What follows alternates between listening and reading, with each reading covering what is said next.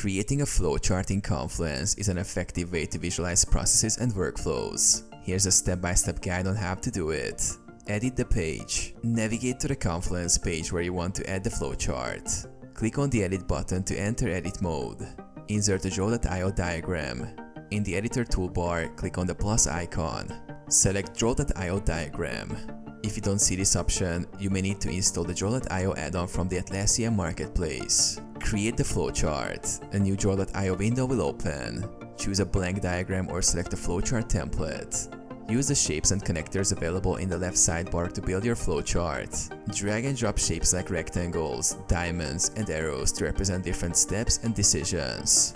Customize your flowchart. Double-click on the shapes to add text and use the format options to adjust colors, sizes, and styles.